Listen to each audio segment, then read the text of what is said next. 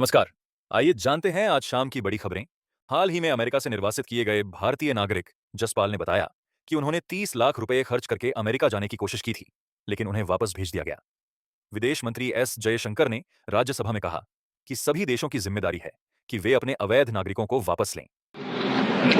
Those who have returned have also testified to their harrowing experiences.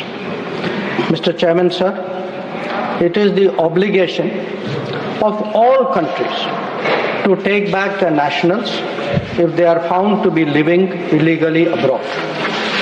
This is naturally subject to an unambiguous verification of their nationality.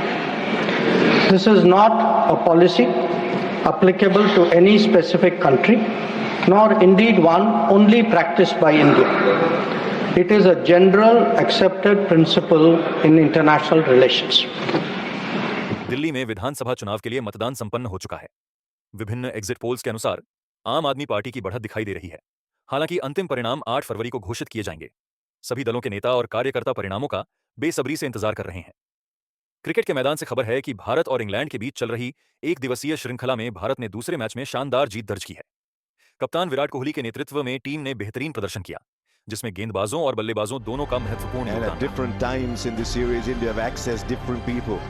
Whether it was Abhishek Sharma or Tilak Verma, whether it was Arshdeep Singh, whether it was the three spinners, whether it's Harshit Rana. Bollywood की मशहूर dancer और actress Nora Fatehi का सफर संघर्षों से भरा रहा है।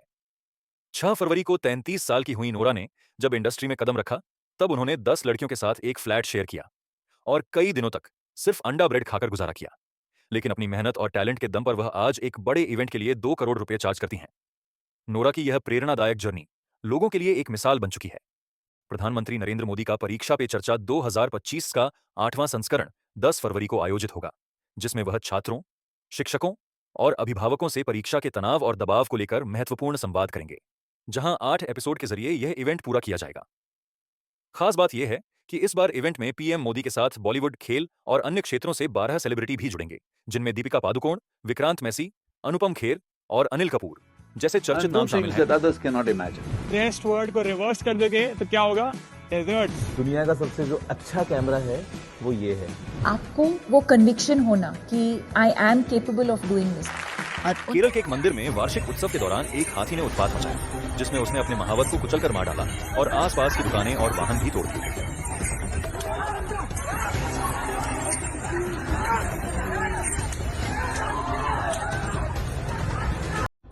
भारतीय रिजर्व बैंक आरबीआई ने 5 साल बाद रेपो रेट में 0.25% की कटौती की है, जिससे लोन सस्ते होने और ईएमआई में नियमित कमी आने की उम्मीद है। The MPC unanimously decided to reduce the policy rate by 25 basis points from 6.5% to 6.25%. Consequently, the standing deposit facility, SDF, the SDF rate shall be at 6.0%, and the marginal standing facility rate, also called the MCF rate, and the bank rate shall be 6.5%. Mahakumbh के sector 58 में आग लगने से कई पंडाल जलकर राख हो गए। आग के बाद सिलेंडर फटने जैसी आवाजें सुनी गईं। दमकल ने 40 मिनट में आग बुझाई। कोई जनहानि नहीं हुई। यह 20 दिनों में महाकुंभ क्षेत्र में तीसरी आग की घटना है।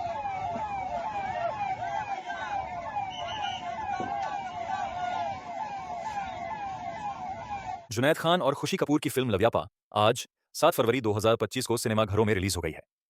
यह जुनैद और खुशी की पहली थिएट्रिकल रिलीज है। फिल्म की स्पेशल स्क्रीनिंग में धर्मेंद्र, सलीम खान जैसे दिग्गज शामिल हुए, जिन्होंने नई पीढ़ी के इन कलाकारों का उत्साहवर्धन किया। सैफ अली खान पर हमले के आरोपी शरीफुल इस्लाम के फिंगरप्रिंट्स उनके घर से मिले सैंपल से मैच हो गए हैं। सैफ के 2 स्टाफ मेंबर्स ने भी आरोपी की पहचान कर ली। पुलिस के पास सीसीटीवी और अन्य सबूत हैं। ऐसी ही और जानकारी के लिए हमारे साथ बने रहें।